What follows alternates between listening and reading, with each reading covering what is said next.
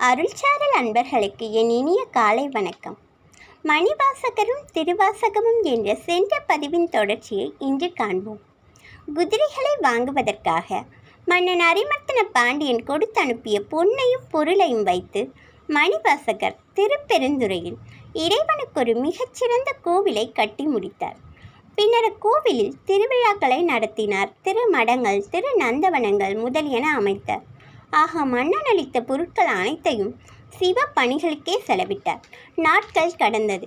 மணிவாசகர் அருளார் அமுதத்தை உண்டு கொண்டே தெருளார் சிவானந்த போகத்தில் திளைத்திருந்தார். அமைச்சரின் இந்த வேறுபட்ட நிலையை உடன் வந்தவர்கள் கண்டு அவரிடம், குதிரைகள் கொண்டு மதுரை செல்ல வேண்டுமே என்று தாங்கள் எண்ணி வந்த செயலை வாதவூரருக்கு நினைவுபடுத்தினர். மணிவாசகர் அவர்களது வார்த்தையை அலட்சியப்படுத்தும் விதமாக இறை வழிபாட்டில் முழுமையாக ஈடுபட்டிருந்தார். இதனால் அரச பணியாளர்கள் மதுரை மாநகருக்கு சென்று பாண்டிய மன்னனிடம் நிகழ்ந்தவற்றை கூறினார்கள். இச்செய்தியை கேட்டறிந்த பாண்டிய மன்னன் சினந்து வாதவூராருக்கு ஒரு தகவல் அனுப்பினார்.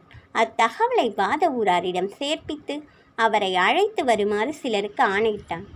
இத்தகவலை கேள்வியுற்ற மணிவாசகர் தம் குருநாதர் நம் ஈசனிடம் சென்று நிகழ்ந்தவற்றை விண்ணப்பித்து நின்றார். எம்பெருமான் ஈசன் புன்முறுவல் பூத்து, நீ வீர் அஞ்ச வேண்டாம், ஆவணி மூலத்தன்று குதிரைகள் வரும் என்று மன்னனிடம் அறிவித்து அதற்கு சான்றாக இதை மன்னனிடம் கொடுக்கவும் என கூறி ஒரு விலையுயர்ந்த மாணிக்க கல்லை தந்தருளி மாணிக்க வாசகருக்கு விடை கொடுத்து அனுப்பினார். வாதவூராரும் குருநாதரை பிரிய மனமில்லாமல் பிரியா விடை பெற்று மதுரை மாநகரை சென்றடைந்தார். அரசவைக்கு வந்த மணிவாசகர் இறைவன் அருளிய மாணிக்க மணியை கொடுத்து வருகின்ற ஆவணி மூல நாளில் குதிரைகள் மதுரை வந்தடையும் என கூறினார். அரசனும் சினம் மாறி மனம் மகிழ்ந்து அமைச்சரை அன்போடு வரவேற்று அருகிருந்து அவரை மகிழ்வித்தான். ஆவணி மூல நாளை அரிமர்த்தன பாண்டியன் ஆவலோடு எதிர்பார்த்து கொண்டிருந்தான். இதன் தொடர்ச்சியை அடுத்த பதிவில் காண்போம்.